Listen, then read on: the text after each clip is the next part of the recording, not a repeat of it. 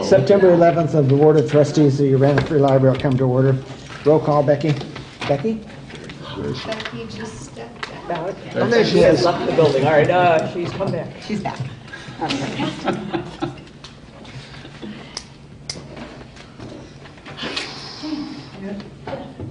Up here. Jared. Here? Yeah. Here. Good. Here. Michael. Here. John. Present. Barbara. Here. Oh, okay. You're all in. Are there any additions, corrections, or modifications to the agenda? If not, do I hear a motion to approve? So moved. Second? Second. All in favor, please say aye. Aye. Opposed, same sign. Okay, we will be having an executive session approved. Should say that. We will be having an executive session this evening.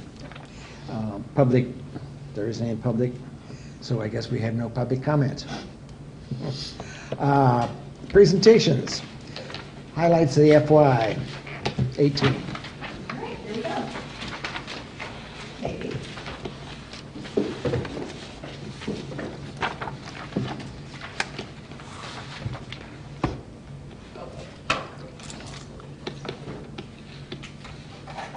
Yeah, this is Scott's thing. This is a big thing. We'll see if this works the way I think it should. And I'm gonna Is it the right time? I guess. what he's like to turn on. The one above them. Slide will help if you can do it I that. always get, yep, That's the the one. last one you try, right? Always. That's,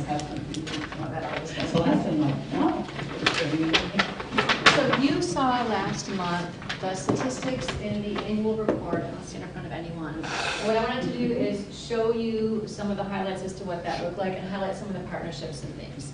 So we've been talking about in our monthly reports to you verbally as well as in the different monthly reports. But I wanted to take a moment and really praise all the work that the staff have done in working with our community partners and working together here and really creating a library that people want to be at. So last year, we had 28,423 people attend 789 programs. These statistics are all in your board statistics. So you're welcome to write them down. I'd be happy to send you a presentation, but they're in that summary that you got every month. So we have currently 11,680 card holders. We would like to increase that number and do celebrate September's Library Card Sign-Up Month, and we will be trying to get out and get more people signed up as well. We had a circulation of 795,000 items.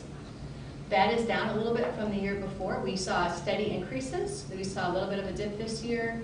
We are doing a number of things to evaluate the use of the collection and to continue to put the money where people are using the resources. This year we started using Hoopla, which is a downloadable service that is multi-use. So most of the e-products, e-books, and e-audio, and e-video are one user at a time, just like a print object. Hoopla is one of those new models where you can have a number of people using it at the same time. We pay per use. So most of the services you pay for access. It's X number of $1,000s per year, no matter how many people use it. Hoopla is a service model that you pay per use, which means the more popular it is, the more we're going to pay. We have set aside a certain amount of money for that, though, and we are well within what we have budgeted, and we are hoping to see even more use. It's only been launched a month and a half. So that was something we are starting in order to respond to people's desire for streaming. Part of the reason some of the circulation has gone down is because people subscribe to streaming and subscription services because it's easy and because it's just right there. So we are in the market with Hoopla, and we are evaluating other options as well to see what different products are out there that might work for our community. And as we have more information, we'll let you know when we launch. We answered 65,000, my colleagues, not me, answered 65,738 reference questions, which is up from the year before.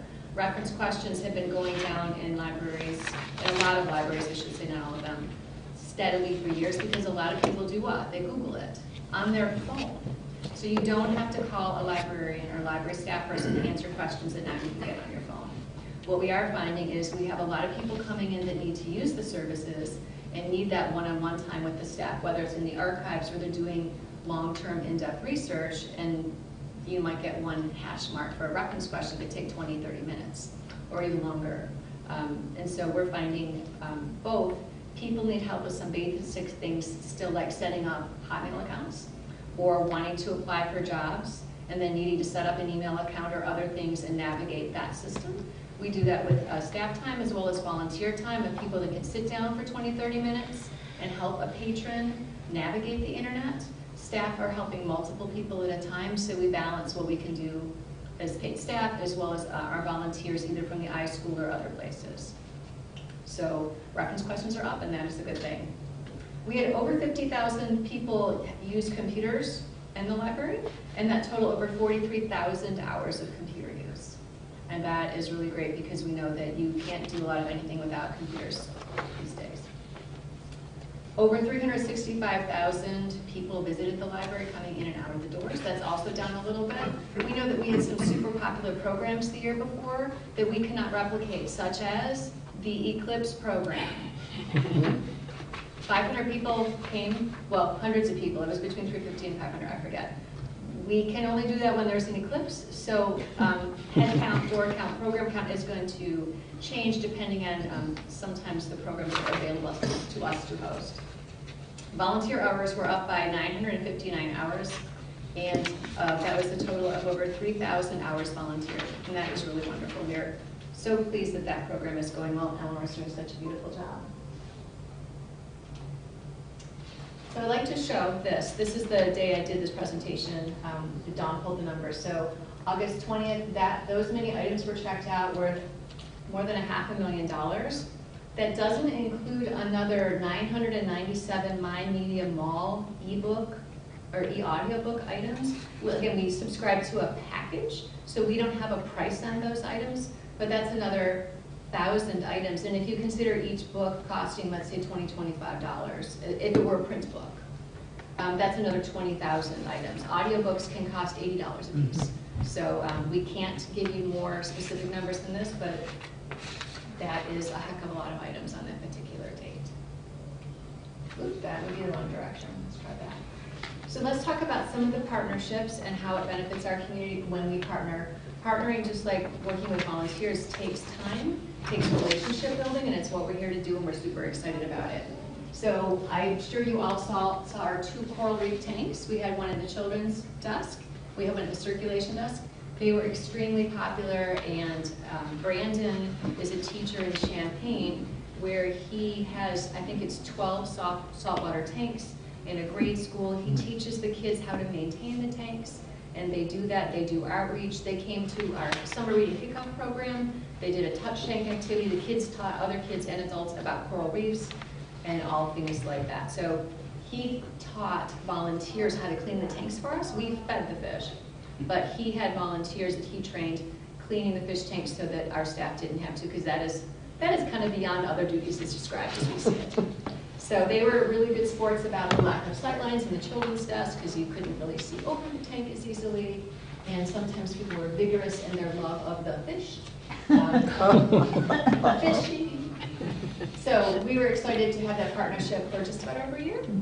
And when Brenda's time needed to be pulled back with him starting the school year again and a lack of volunteers, we said thank you. And he said, well, let's look at next summer. Perhaps we could do something else on a smaller scale. 2 years back, remember, we had the little jellyfish tanks, tiny jellyfish tanks. They morphed into this, and we'll see what next year brings us. We have the new partnership with the iSchool. We talked about that before. We have the apprenticeship program, so that a student with 2 students, they will be practicum students the first semester. That's normally a 100-hour commitment to the library, and our 100-hour commitment to them. Through this program, it's 15 hours a week. The second semester, the student pays for an independent study. They get from the library school a waiver, so they're not actually paying for the independent study. They have a fee waiver for tuition and their fees. And they get a $5,000 stipend, and they continue to give us 15 hours a week. This allows us to build a greater and deeper relationship with them, for them to build their different relationships here with the students they're working with and the adults. And it gives them more time to grow in their profession. So it is truly an apprenticeship, and we are very excited to have 2 students who started within the past month, one working with ANCA and the archives, one with Rachel and Adult and Youth Services. So we are hoping that this is successful and they continue to fund it in an ongoing way. So we do have the partnership with the Urbana School District. This is the 2nd year of it, and we've already gotten off to a strong start with more to come. We'll build on those teacher holds where there's inter-office delivery of materials at the schools, And we'll be heavily promoting the fact that the teachers can place holds through us, and they'll be picked up through the school's interoffice system and dropped off at the schools for the teachers. That didn't get a lot of promotion last year, and this year that's one of the things we really want to publicize because it's going to benefit everybody, especially the students. And then Michael Murphy, one of the Urbana Rotarians, loves nature and science, and this is the second year he's donated caterpillars to us so that kids in the children's department can watch the caterpillars turn into, go through their life cycle. So I'm going to say chrysalis wrong. So, but they go into hibernation and then they come out butterflies and then are released at a wonderful story time at our pollinator garden across the street. So whether working with an institution, individual people, it helps enhance what the library is able to offer with hands-on experiential learning for the library. This is a picture of the community garden when it was looking extremely lush and busy. They've had different programs going on, Danielle at the township and her colleagues. So we've had library staff visit, we've been invited to sign up people for library cards at the different events. You know, this is the land you lease to them for $1 a year, and the garden has been very popular. They are not only giving away the vegetables, but working with Common Ground to use the kitchen and learn how to put up vegetables so that the food will last longer, because they are finding it's just, you know, all the zucchinis come in at once. So making sure that the food isn't wasted and it's going to a good place in the community.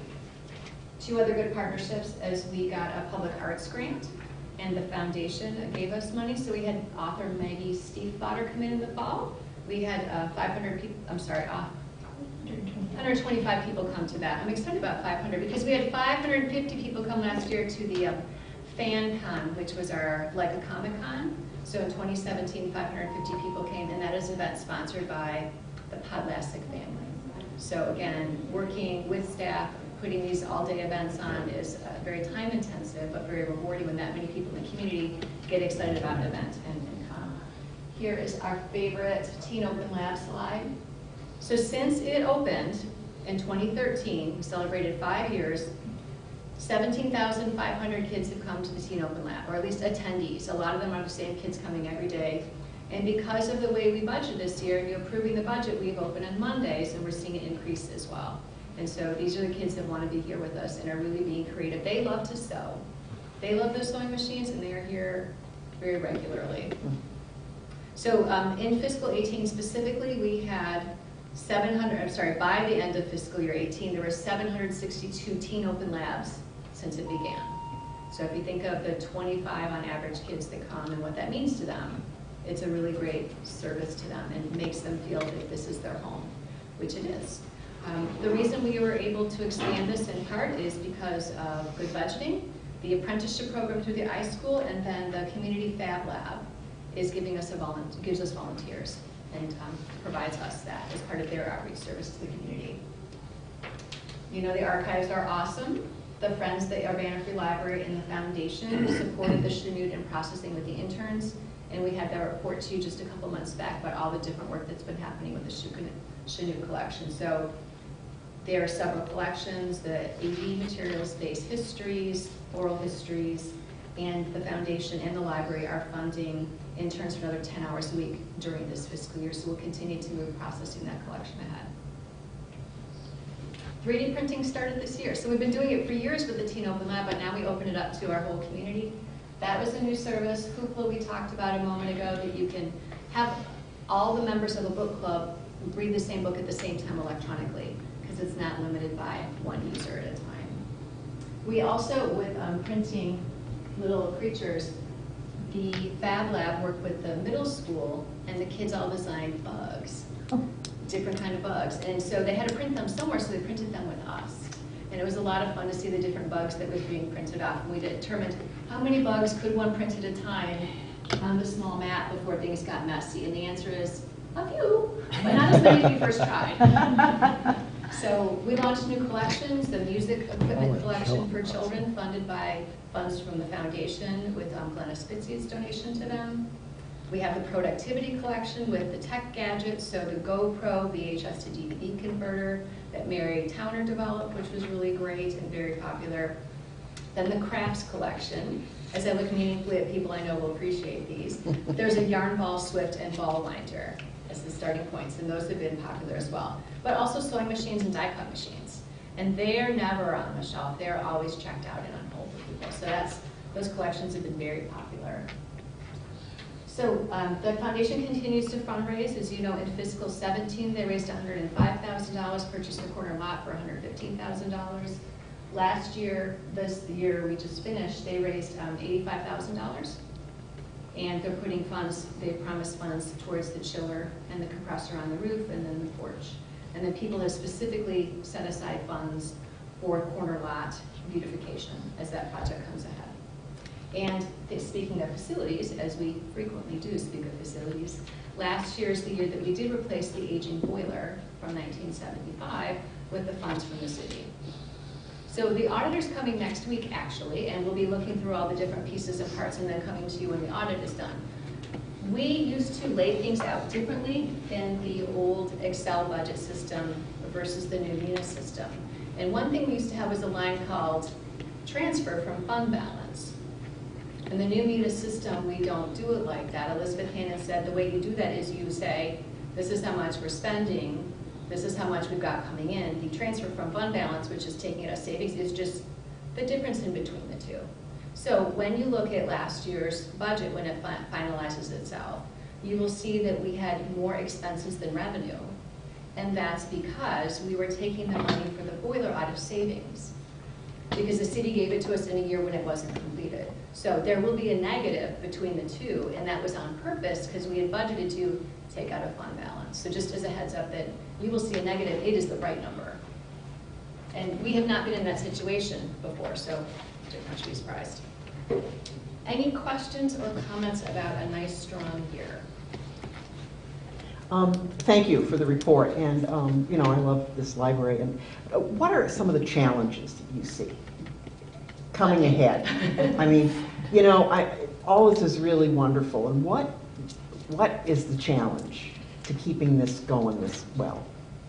Well, funding is one of the challenges. We are very tightly staffed now, and we anticipate, given that the city is looking ahead and being responsible with its funding, the city cut $600,000 this year. We cut $55,400 off the budget we proposed. They anticipate cutting another $750,000 in an ongoing way out of their operating budget. We anticipate there will also, so the city said, here are the things you can add funds to. Everything else has to be flat overall. So we gave them the budget and they took some money off the top to make everything budget balance out. I expect a similar thing to happen. They're gonna say, staff get the 1 point whatever raise that's in the union contracts, and then you can increase your allocation for health insurance maybe, and then everything else has to be flat. Somehow you have to make sure that it's flat. And so we will submit that, if that's the process, and they will look at how things fall with the general fund, and they will get back with us and say, this is what we think we need to make happen, because within the big context, we still have to cut $750,000. So no one knows what that number will look like. And Elizabeth's working hard on a projection of at least a couple of years. So they are also auditing at the same time, or doing the audit at the same time. So after that percolates down. So funding is a thing. We have great staff who are passionate about what they do, but things take longer for us than they would if we had, for example, a full-time facilities manager. Anka wouldn't be wearing 2 full-time job hats. Yeah. And so things like doing an RFP to get the building, the Weber Thies building painted across the street, it would move faster, but we prioritized chiller, compressor, and HVAC unit across the street. Same thing with the RFP for the custodial service. We're like, what is the most timely thing of something that's going to break and have the worst possible outcome? Let's handle that first. Knowing what our other list is and what we prioritize things need be. So funding is a big thing. We've got passion, we've got great ideas. We have new staff coming on board. They will be shifting workload around, so that's going to help. And we will be watching laws to see that if there are any changes that force any unfunded mandates. I mean, that's something to watch out for too, just to see what takes more time. Thanks. Different type of question. So it was interesting to hear that Hoopla lets you actually get data on what people are doing on an individual basis. So in other words, you said if you have a book club that you actually will have a count that there are 10 people using this book. So do you get that? So I'm looking at what type of insight Yeah. So compared to if you have like a site license, does a Yeah. site license let you see what materials are being requested? So, I will defer to Rachel. okay, so. because, okay, so in other words, how can you predict, can you see what's popular? Trends. Yeah, the trends. And so what do you get from Hoopla? Do you get something different from Hoopla versus the site license type of service? Sure. So the information that we can see is essentially the same. We can see how many people are interested in having an item in Libby or My Media Mall. Whereas with Hoopla, we can see how many people have said they want that item by borrowing it. Okay. So that information is the same. It just looks slightly different. The benefit with Hoopla is that in addition to paying per use, we're able to access over 500,000 items without paying for them until somebody uses it. So Hoopla is especially good for individuals who have a particular interest that not very many community members may share. We're able to provide them a depth of things that we otherwise might not be able to provide. And we can get them that information instantaneously. So the book clubs don't have to wait, don't have to place an item on hold. Okay. But in the long run, will our total count go up as a result of Hoopla? Body counts? Oh, like total circulation? I anticipate that we will see a bump as Americans are moving toward a streaming model and subscription-based service. This is a model that meets people where they are. We're also looking at some other subscription models because nearly everybody's subscribing to something in some form or another with their media, even sometimes through subscription boxes. About how much do we get charged per typical book? You know, one check out of one book. By Hoopla? Sure, that's a great question. So the items within the collection range between 99 cents and $3.99, but if you boil that down to an average, we're looking at $1.99 average per circ. I have a question related to the circulation statistics, and I've asked this before. I just, for years, and you know, I was a librarian, the circ stats to me are just such teeny little part of what's going on. And with all the electronic use and how you teach people, when libraries start teaching people to find it themselves, you can't capture that. And I just wonder, is the state helping at all to make the stats reflect more what a library does besides check out books? Am I being clear about that? It really bothers me. Every year it bothers me. That book circulation is just such, it's so hard to, I mean, what does it tell us, really? That is a great question, and what it tells us is, at this moment in time, which things people are willing to take the time to come in and check out or check out online. It helps us when we drill in and see, of the books that checked out, more people like cookbooks, so then we make a decision to keep cookbooks longer maybe and spend more money buying cookbooks. And that if we see and have seen that the number of CDs that check out, we can increase the size of the CD collection, but if people aren't checking out CDs anywhere because really they're streaming their music, streaming it, yeah. mostly, Okay. then what Joel has said is, this is what we've been budgeting, I don't need this much money to be responsible. Also, you see that the price of items comes down, so we've switched things around and come back to you before that. But long story short, it helps us, the statistics help us see where use is so we can be responsive to, so as long as people do want to check out paper books or ebooks, we can get the ones that they're looking for. Yeah. The use is going to change, and this year was down in some areas, but it was down in 2013 and then back up 14, 15, 16, 17. So I expect to see ups and downs, and that's just part of the normal cycle of life. Yeah, I mean, what? And we don't control, we don't control what the state asks for, it's actually federal data. It's mostly. federal data? It's through the Institute of Museum and Library Services, and the states put what's on there. Okay. And sometimes the IMLS will ask for new data, like the number of uses of your Wi-Fi.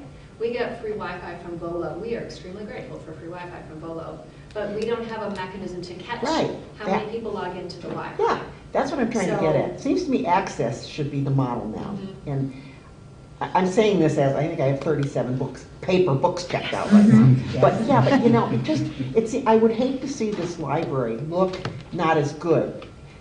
And you all are gonna have to tinker with checkout stats all the time to prove you're a good library, when in fact, I would argue that having the Drag Queen Festival is important too, and whether that stuff is being counted.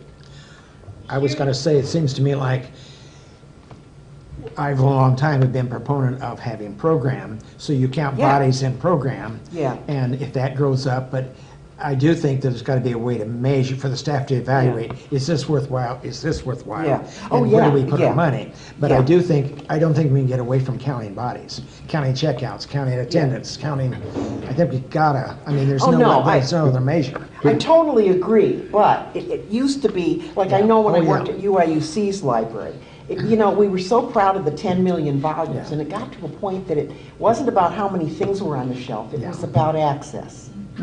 But if there are some things where you wish you could tell people the statistics that aren't included in Yeah. the federal Yeah. mandated ones, maybe it makes sense to keep those just in case somebody, comes and challenges, well, you libraries aren't. Yeah. So at least, even if they're not officially required now, but yes, but here's this other thing. Exactly to Yeah. your point, one of the statistics we keep is meeting room use. That's not something we have to keep, but we know it's important for us to have a finger on the pulse of the space being used, because people want to be in that third place. They come to use our meeting rooms all the time. And it helps us to know, what does all the time look like? And so we capture this room and the Cenote room in one number, and then the reservations and the use of the study rooms upstairs, and those numbers were up. So that is good. And it also, if we go to the public later to say, this building is bursting at the seams, we need a bigger building, it will cost X million dollars. People are going to say, well, show me why you know that to be true. So you want to start that use, looking at use and access for a period of time, so that you can do what you can in the building you have and the resources you have, so that if there is a windfall of some sorts, you know where to put the resources, where's the need.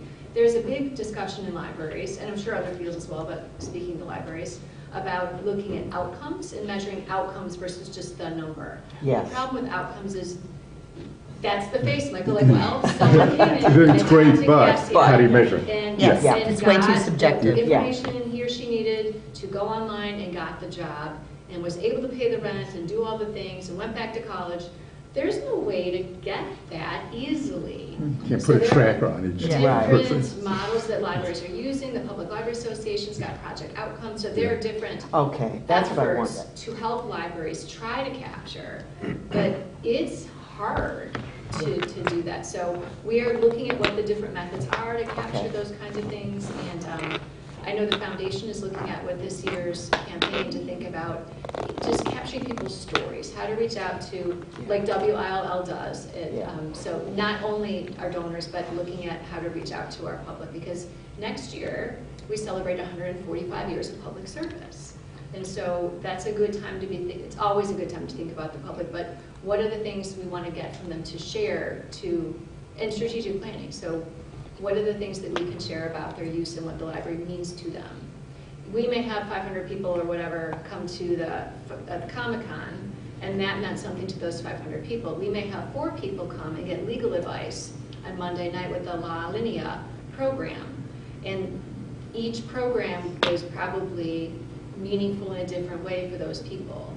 So a program with 4 versus a series of programs with 500, it's important that we as a library offer programs at different levels to meet people in different places. And we will continue to do that. Are you able to capture requests for space that you can't fulfill because it's already taken? We have not done that, but that Because I is think if you're saying if Yeah. we need to expand a building, well, here are so many Yeah. people we really weren't be able Able to to. serve. Yeah, Yeah. I agree. Just to remark on expanding the building and the slide that's up there at the same time, it's not necessarily a complete pie in the sky to think about expanding the building, because the city, as you know, is seriously considering tearing down the Civic Center. And that means the city will know it needs a meeting place, and it seems like it's sort of putting 2 and 2 together if it becomes something that Yeah. is associated with that. I just wanted to add, I'm sorry. I'm not advocating you not keep statistics. Oh, no, Don't no, get no, me I didn't wrong. think that at all. It just, the outcome thing really intrigues me, and I know I was in a library, I know it's hard, but I know the Gates Foundation was really looking hard at that, because they had this amazing video about how a local public library in a little village in Ukraine helped them start a tomato business that made the village get rich. You know what I'm saying? It's just if there are stories like that, or like somebody who went to Comic-Con or your fan con becomes a comic book artist, or, you know, just Right. things like that. But I know it's hard. I do Doesn't mean we understand. won't look at it and see what Yeah. pieces of that we are able to implement, but part of that is the long term. But the good news is, Yeah. again, been here 144 years, going to be here a number period of years. So we can see what we can get over time to show the impact. I guess the other thing going along with this is there any place in the reporting, and I don't know who all we're reporting data to, state, federal, Yep. that you have a little box that says additional things, and that Yes. you might be shooting for some of these things to document that you could add that in, and maybe 10 years down the road, oh, they asked for this 20 years ago, and it still haven't implemented it. And so I think there's a point that we on the cutting edge should tell the report people Yeah. what they need to be looking at. That is a great idea, and they sometimes do have a box saying, do you have any comments Do for they? us? Okay. So we do, when we've got something especially pertinent, fill that in.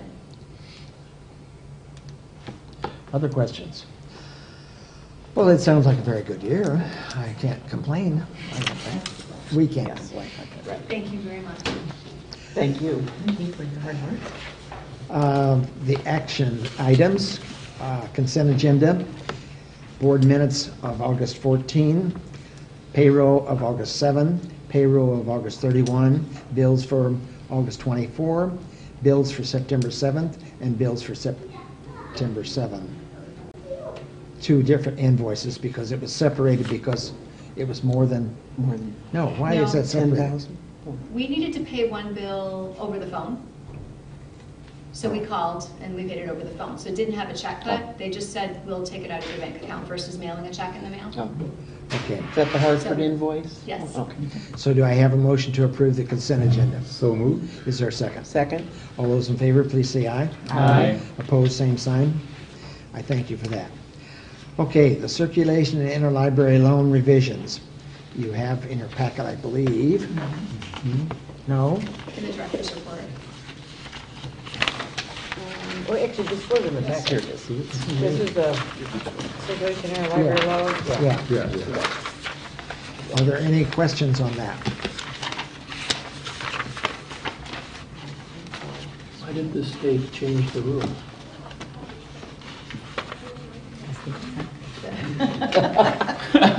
Why does the state do It, anything? that it was inconsistent between what district libraries could do and what public libraries can do, and this version of the rule made us, like district libraries, and made it more flexible. It's a benefit to us, public, municipal libraries. It allows us to have more access to It's not cards. the result of some court case or some protest or something? No. like that? Not that I'm aware of, just making it more equal. Because you're paying taxes in district libraries settings as well as municipal library settings, but what people were able to get, or if you are a non-resident property owner, was different. We need to approve, Chris?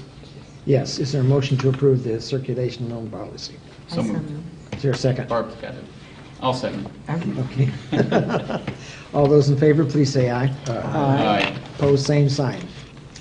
Okay, resolution, we're again extending the contract for our janitorial services. Any questions? This extends it to the, I believe, to the end of the year, right? It Calendar does. year. It does. That allows us time to move ahead with the search in a quick manner to get it going, but to know who will be doing it in enough time to budget that amount of money for fiscal year 20. Just a question of interest. Have we had any interest from any outside vendor? Oh, yeah. We have had. So There- when we put up a proposal, we expect to get more than the same company. We do. Okay. Yes. I mean, I get a call occasionally. Do you? People asking, including our current company, Yeah. when are you gonna get going? So, yes, So there will most definitely be people who. be But those are bidding just for the project. inquiries as to whether I can give you a proposal. You don't have any idea whether they're, No, no, no. what they might offer. Because they don't even know the scope of work. Yeah. I mean, we don't Yeah. have anything that we share. Did we have a motion on it? I can't remember. Not yet. Okay, a motion to approve that extension. So moved. Is there a second? Second. All those in favor, please say aye. Aye. Opposed, same sign. Thank you. Okay, the budget amendment. Do you want to highlight for us any idea of what it, Well, Anka and I can tag team the first one. Would you like to do the 1850? Which is in the draft report, yes. page 3. As you know, we've been looking for a solution to beautify Megan's garden, since it is in need of some care, to return to a garden that is beautiful to look at, through the children's department, but just as part of our landscaping of the library. We had previously inquired with a local company about the possibility of helping us landscape that area, and it was very expensive. And so we kind of went back to the drawing board and thought, I wonder what some of our other options could be. And I believe, Celeste, you can correct me, but I think we were at a meeting in conversation with somebody at the Extension Service who said that, you should get in touch with the Champaign County Master Gardeners Program. They might be really interested in this project. So I contacted two representatives of the Champaign County Master Gardeners Program who actually initially also looked at the corner lot, which resulted in us saying, okay, right now we're not investing a lot of money in landscaping, but we're going to put up flower boxes to beautify it, and I think that has worked out nice. So that was one of the conversations and one of the outcomes. But the second outcome was that we asked them to look at Megan's garden and give us a proposal for how that space can be beautified. And they gave us this amazing proposal that I didn't include in the board packet, but I thought I would just share with you. And there, I think 4 copies if you wanted to look at it. You've seen it? But what I wanted to say is that the Master Gardeners created a written proposal for the garden, for its purpose and outcome, and made some specific suggestions, like including some different figurines once the garden was installed. But most importantly, they came out with a list of plants for that particular spot. Created a schematic of the garden, specifically creating a design that would be in harmony with BABC's mural, rather than to obscure it. So the plans that you see listed, again, the purpose, and they spell that out in the proposal, are there to enhance the mural, not to obscure it, and be also appropriate for that part of the building, which is partially a shaded part. It's on the north side of the building, so that had to be put into had to be under consideration in making this plan. More specifically, they came up with a proposed timeline and budget for this fall and the spring. The total cost for everything from obtaining a soil test, removing some of the weeds and the rocks, laying sand paths, and planting with the ground cover, and also planting and perennials in the spring, and fertilizing and mulching.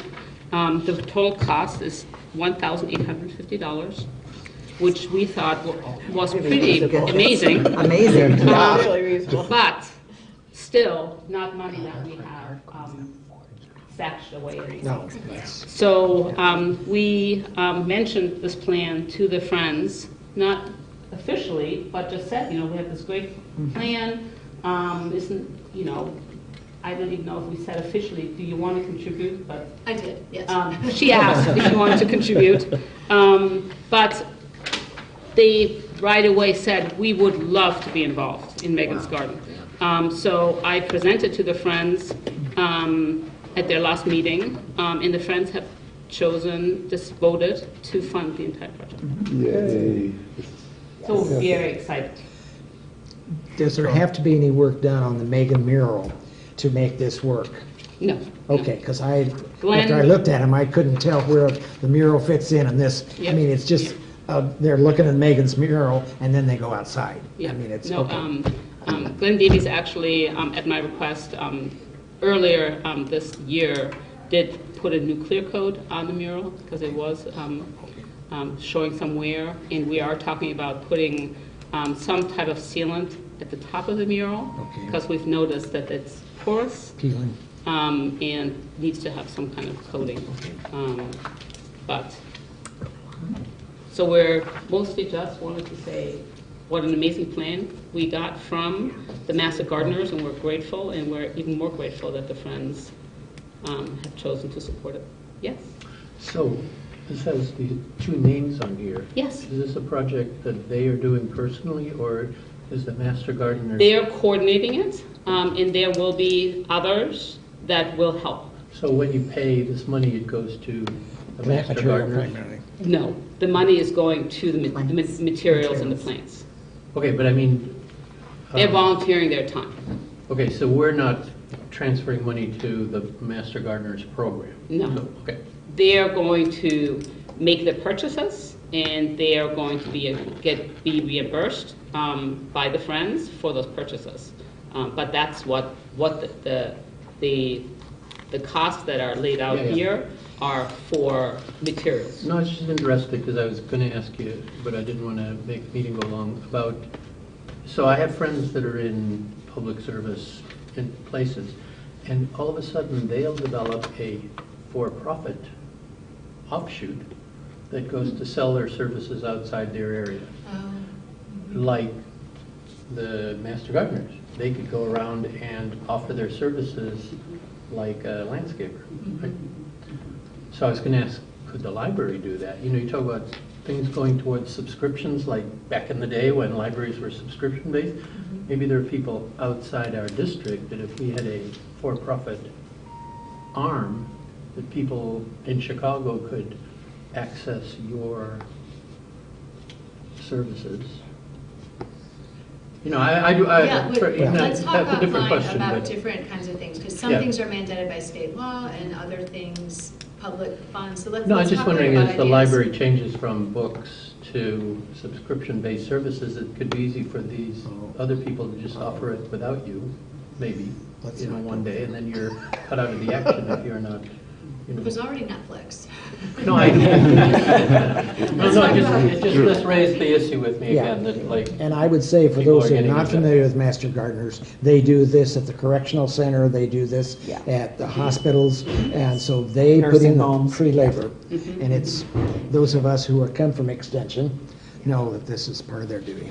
Well, what I should say, though, they will help us establish this garden. It will be up to our garden volunteers Yes. to maintain this garden in the long term. But it is terribly important that they have selected some plant material for a shady area, Yeah. for a cold area in the winter. Yeah. They have helped with that, so Yeah. that's immensely. No, we're very grateful. Yeah. I don't want to extend the meeting either, but I just want to use this as an example of what I was trying to get at. I mean, this project, how do you measure it? It shows community collaboration, it shows goodwill in the community, it's going to beautify the city. And how do you, I just want to make sure we get credit for that. Volunteer hours, and Yes. we can multiply those, and we A ton put a of price things. for plant material. So Yeah. we're going to put a value on it. unless you're in the landscaping business, somebody took away potential business by offering free services. Let's not worry about that Okay. yet. I was in the copying business. Half the time, I'd call up their state senator and say, they shouldn't be offering that at a discount just because they're in the university, you know, that kind of thing, so. But the Master Gardener does have a record, so I think I it's know, safe. just- Yeah, I know you do. Okay, so that's the, Budget amendment. 1850, so revenue coming in that we did not anticipate, revenue that we intend to spend. The other piece is the insurance. When I presented you with the insurance bill last month and we looked at it all, we were looking at that as coming out of one fund. It's actually two funds. The workman's comp, which is where we got the bigger discount, is its own separate fund. And so in order to make all the bills work, I need to transfer $1,075 from workman's comp into insurance to pay the insurance bill. So those are the two. This is fairly straightforward budget amendment. I guess the only question I'd have is, it will show up as income and outgo, won't it? For even for this proposal for For the Megan's Friends, Garden? I'm sorry, yeah, for the garden. So we will figure out how the bills get paid. If we don't end up ever seeing the money that the Friends pay the people directly, Yeah. then we will take this out of our budget, or it can sit there and then nothing will come in and nothing will go out. But again, But we like to show sorry, go ahead. I think again, we need to show the volunteer hours, because we've talked about it, but we haven't been putting it in print. And I think this would be an opportunity to do that, to put it in print. I can supply you with, because Eleanor's worked with a database, a product Yeah. that captures the volunteer hours. Okay. And it shows the people in the department and the number of hours. I would be happy to get you a summary to bring to the board to show you. So you can see the kinds of, whether it's gardening or whether it's Yeah. the volunteer at the lab or something. So let me make a note and see if I can get you something next Okay, month. that's good. Okay, is there a motion to approve the amendment to the So budget? moved. Second. Second. All those in favor, please say aye. Aye. Opposed, same sign. Board bylaws. Has there been any work done yet here, I have something. other than to- talking with the city? So you're right, I did talk to the city, and I started a framework to see if this was interesting, and I had a question of whether someone wanted to work with me on this or not. I It have will be- asked Jeff if he would, and he said he would, so. Great. So I'll pass these around. Looking at the trustees handbook, which you all know and love, I know, the trustee facts file. It's There's a somewhere in the section at the Bible. beginning about governance, and it lists the kinds of things that the state of Illinois thinks bylaws should be in a board's bylaws. So I listed them down the side. I added a couple of things that have come up as questions for people, and then I listed across the top libraries that I got from a comparable list from a gentleman at the Auburn, Alabama Public Library, and it shows what he said, big university towns, fewer than 100,000 people. Interesting. So when they were doing strategic planning, they were benchmarking, this was his mechanism. So I said, for the purposes of this, let's take a look at these libraries bylaws, which I just started to do. So I was going to look through, the question is, does this seem like it would be helpful? I don't know that it needs to be as intense as this, but we do want to see that we hit all those high points. I don't think we have all those things in your bylaws. That would be the, And so My if the guess. state's recommending it, I would recommend that we add the pieces that we're missing, and we can look at a couple of libraries to see.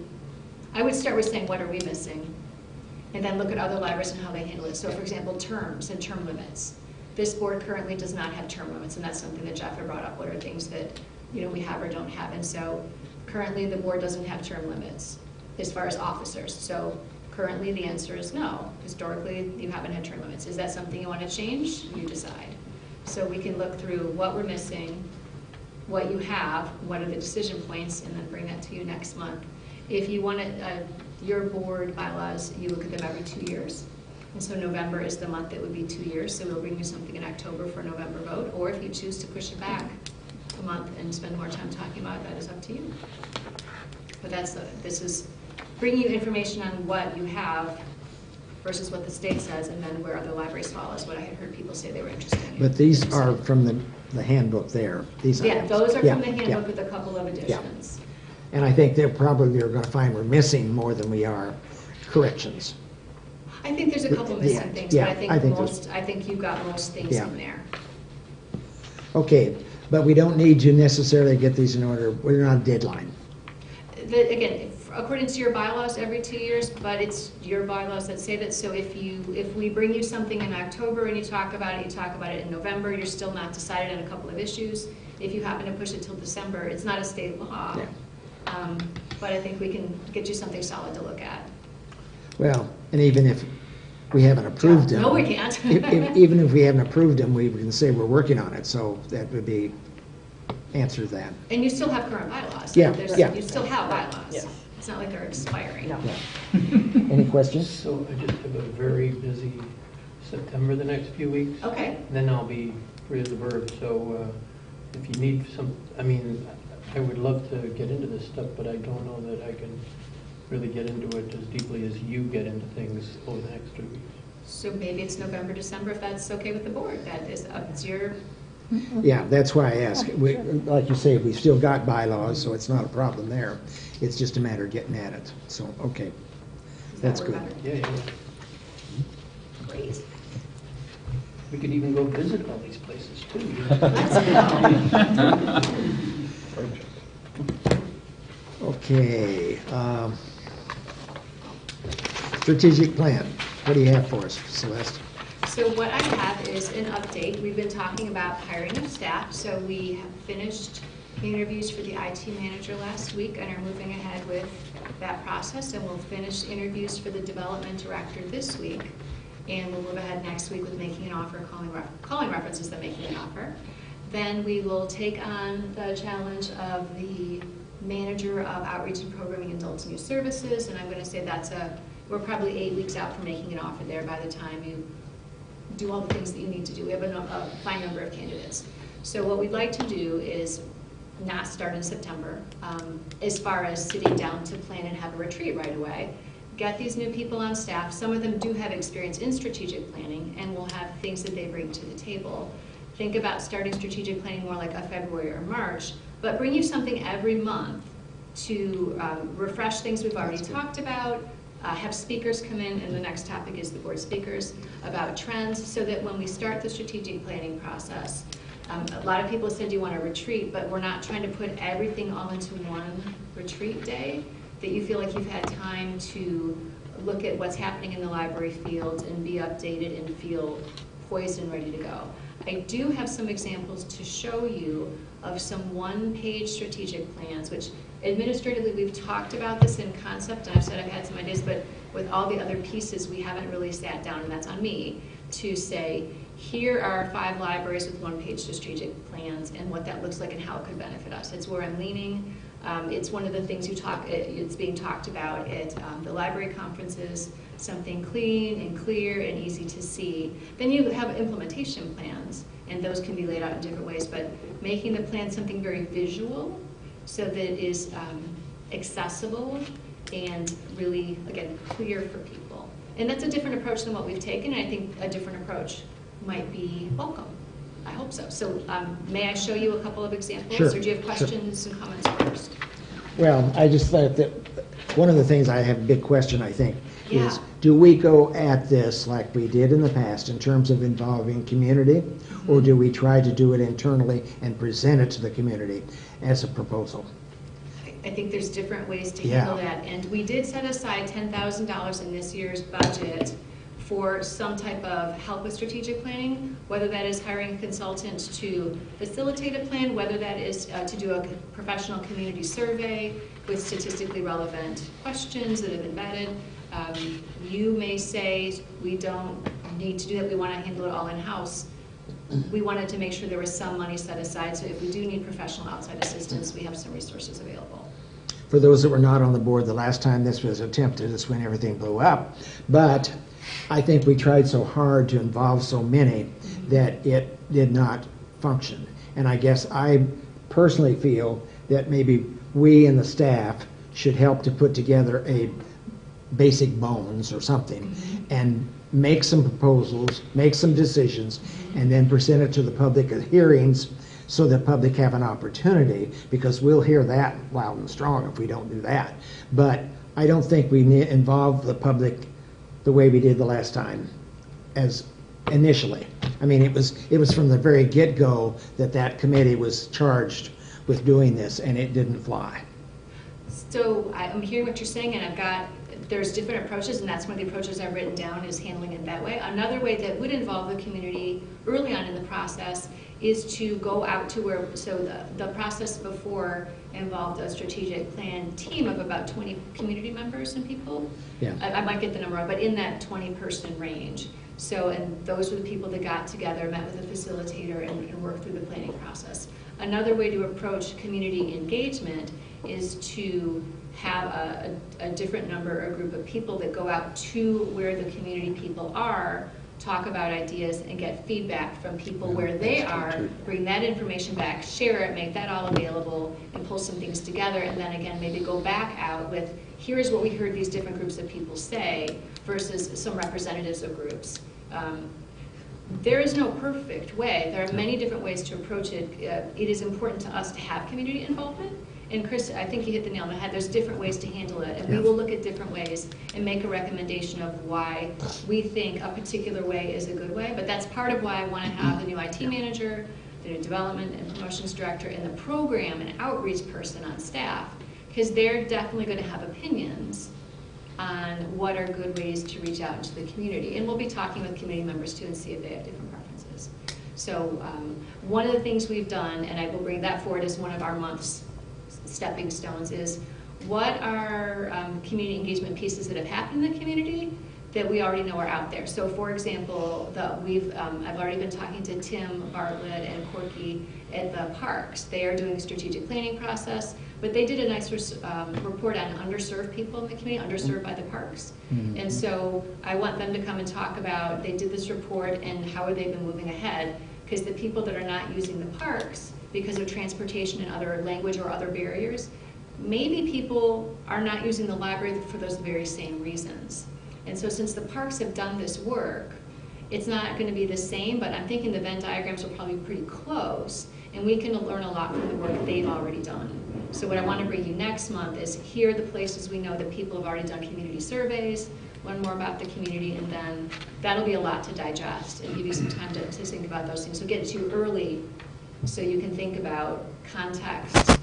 And if the community has already said these things are, these people in the community say these things are important to us, and everyone's got their pieces, how do we pull those pieces together? And then ask our own questions, knowing it's kind of an overlay over what's already out there and available. Next, impossible to determine, but how long do you think that the process should be? I don't want to answer that because I know some libraries have done a strategic plan in 6 to 9 months and some that take a year to 18 months. And it really depends on a lot of things. So I have seen and went to a conference on a very quick turnaround, and then again, sometimes people take longer. So as we get closer, we'll absolutely talk about timelines. As we say, this is a path we think we'll take, and here are the milestones we think we can meet. Because I think once we've determined some of that, and not that saying that it's got to be that, but I think that the community is ripe to know that, first of all, that we're working on it. Secondly, what anticipation. John? Well, I was just going to say, I've been involved in a lot of strategic planning, and to me, how you go about it is very much determined by what you're trying to accomplish. And strategic planning is a means to an end. It's not the end in and of itself. So it may be about making the community feel like they're part of planning. It may be about positioning the organization to deal with a particularly difficult time. It could be just any range of things. So as a new member of the board, I'm going to be very interested in the discussion of what is it we're trying to accomplish. Because that, to me, informs how you go about doing it. I'm sure that's what you're going to do, Celeste, with your recommendations. And of course, I'm going to be very curious about what staff thinks we should do. And it's an education process as well. So when you ask a question like, do you check out the library's DVD collection or guitar collection, whatever, if people who don't know we have a guitar collection, because we do, right-handed and left, electric and acoustic, and a mandolin, so they may say, no, I don't use the guitar collection, but then they might, because they learned about it through the planning process and the survey process. So we anticipate greater engagement for a number of reasons, and community engagement is, as we've been saying, it's what we're here for. So we are excited about this. And you? So I've been involved in a lot of these things too, and I absolutely hate the part where everybody gets 6 sticky notes to stick on a wall, and somehow we decide the future of the library based on that kind of stuff. So if you could, like, get a consultant that doesn't believe in those kind of things. Thank you, Jen. No colored dots, is that what you're saying? Yeah, please, No, but I just Sticky hate that, notes. like, you talk about all these things, but then it gets reduced to Yeah. who's got the most stickers, and Yeah. I've been in things where I saved all my stickers to put on one idea, and that's illegal, and- no, but these processes can be very Yes. demoralizing. Yes, They can also be very perfunctory, as in Yeah. certain cities that have city planning offices that just say, oh, well, we had public hearings and nobody showed up. Well, then that excuses you from asking, from really getting, this is what happened out on Philo Road, nobody came. And so we ended up putting in prairie landscaping, and that was it, It's like, if you're going to engage the public, you really got to get out there and find them. You can't just hope they show up.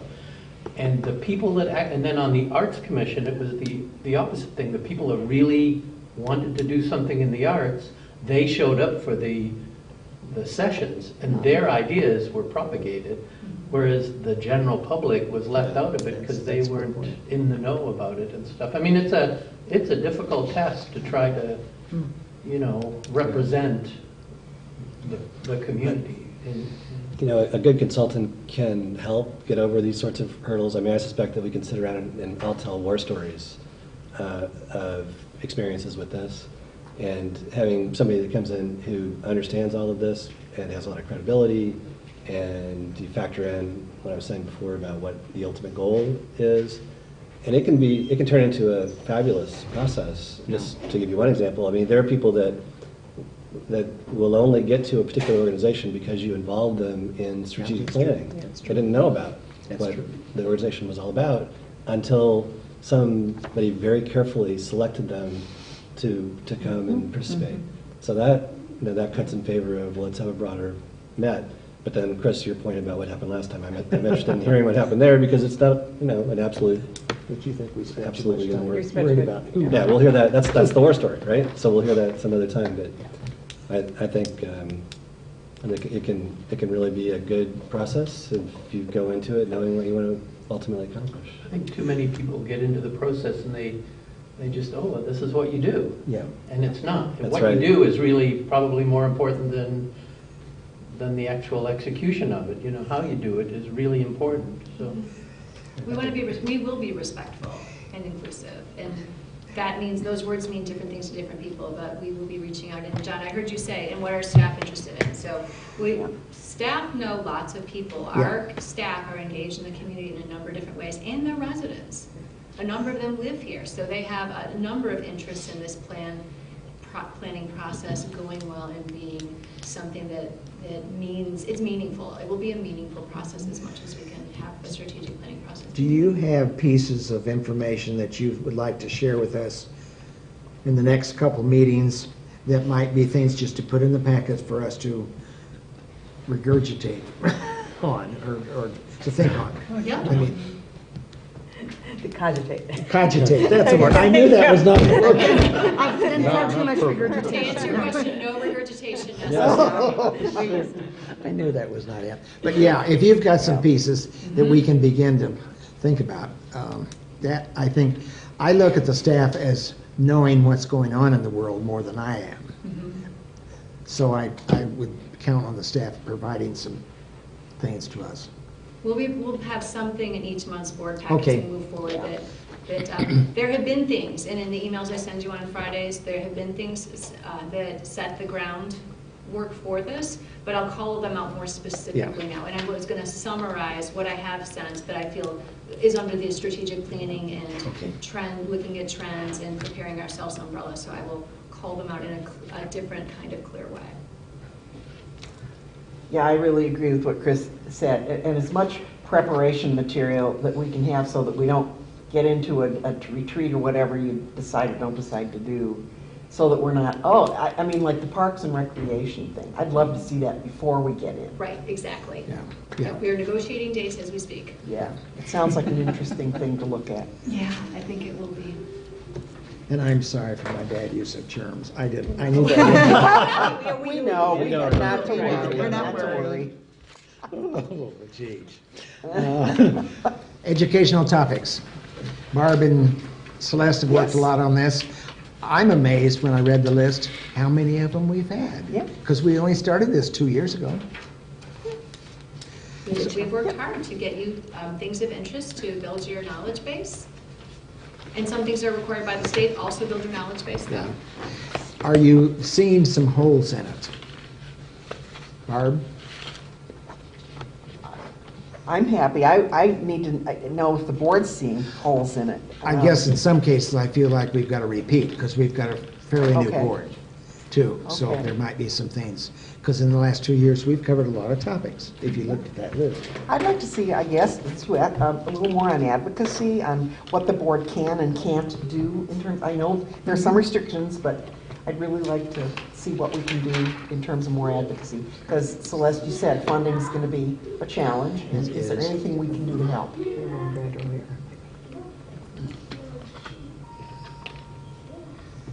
Anything more that should people want to share on this, on the topics of, Yeah, topics.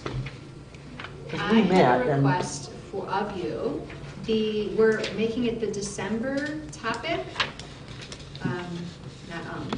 The per capita requirement for the board this year is that you review in your favorite book, chapter 6 through 10. So Jared last year did a fabulous quiz of chapters Oh, 1 right. through 5, like that Jeopardy game. Yes. So I don't know who would like to work on a similar or different thing, but chapter 6 through 10 is something that has to be done. So the per capita report, it's our grant application, is due January 15th. We were budgeting time-wise for this board review by the 11th, by December 11th, because that way if something happens, we've got one more month, we could push it. If you want to just plan for January, you got to promise me it happens in January. It's half the book to read. So you are volunteers, I respect your time. When do you think you can read half the book and then talk about it at a board meeting? That's the big question I have for you. The staff presentations, we know, you're here, you're our captive audience, but this Is it one is available more. online? What's that? Is it available online? It is, and everyone has a print copy, and if you don't have your copy, we'll get you another one. I know. are you saying chapters 6 through 10 have not been covered yet? Is that what you're, I'm saying that whether or not they've been covered, the state is requiring you to read them now. that's what I thought. Okay. Yippee. Any volunteers? I don't know what the topics are in those. The topics chapter. are Oh, here. access and planning and, looks like budgeting, financial management. I'm just looking through, right, I'm looking for Well, she can, advocacy, yeah, that's, is that the chapters in the book? some of these are, yeah, some Well, of these are. So I'm just looking at. What are the list. the 5 chapters left? 6, So 6 through 7, 8, 10. 9, 10, yeah, 5 chapters. Intellectual freedom, planning, There's planning. human resources, facilities, budgeting and financial management, fundraising, advocacy, 6 through 10. So it ends in budgeting and financial management. So I'm gonna bet the next year you're doing 11 through 14. That's my guess. So you can, I'm happy to talk to whomever. You can each report on a chapter. You can have someone do an overview. You're all supposed to read them. And do you want to go with December as the fail-safe that there's January, or just go with January because it gives you more time? It is completely up to you. I don't think we do them all at one time. Yeah, and I think assigning a chapter to Yeah. an individual is a sane way of going about Yeah, this. I need to. Okay? So IHLS, they paid their legal firm to summarize each section that we were required to read. And then we read that, and then we certify at the bottom, yes, I read this. I'm going to be a little cranky at the moment saying, there's very little material. I mean, this is not a, how many books did you say you No, I'm just just- checked out right now for reading material? No, just we went. How many we went through billable this whole hours is thing. that? I mean, these are, I mean, still, it's a thin book and the chapters are even thinner. This is not a real Yeah. big burden, so. I It mean, just, it was an a ridiculous amount of time that we spent deciding who was going to report on it. And of course, have them read just have them read the some chapters people would for us. report for the better part of an hour on their assignment, and other people would do it in 15 minutes. We had slideshows, everybody was doing their own thing, and it took up a lot of time. So this other way meets the requirement apparently, and, doesn't take much time. I'm not advocating it. We could just set a time limit on it. I was just gonna say 10 minutes or less, including questions. Does that work? That sounds Yep. reasonable. Good. There you It's go. all good. Yeah. Okay. And cheap. Look forward to any other suggestions, and if I don't hear from people volunteering, I will be in touch. Okay. That's fine, that's fine. Because it's $50,000 that is the per capita grant next year, so I'm gonna make sure we meet the criteria. Yes, we will. Yes. For $50,000, I think we can do that. Yeah. We can do It's that. Yeah, simple. like, let's make this, like, we're not paying an attorney to do it for us, but it's not that much work to get $53,000. We can do that. Use pictures. Thank you, there is. It's an illustrated. I want to see what they are. Is there Not anything very else from the administrative report that you would like to give, Celeste? No, thank you. I have nothing from the president's report. No unfinished business. We do have a closed session tonight. Oh, wait, hold on, we have the reports of the liaison officers, so that's, Oh, I'm sorry, I did look over them, didn't I? I'm sorry. Friends, Yes, we met last week, and we Yes. did spend a lot of time talking about the Megan's Garden. And the other thing was the book sale, the fall book sale, and the one that we just had was between $5,000 and $6,000. They said that we sold less books this time. That seems to be the trend. There were more people, but less books. But the dates have already been set up for the next book sale in November. Foundation meets tomorrow. meets tomorrow. Is there anything, though, to report from the last meeting? Well, the committee that is looking at funding, to give some direction to the new development officer, there has been a committee on the foundation board that has been looking at funding levels. They've been visiting other organizations and have come up with some very creative ideas, I think. I think there's some good things in this that we can hand to the new person. And you want to report on where you did kind of. We have 3 people left. I don't talk about the HR. We can't tell that. I would prefer to. Okay.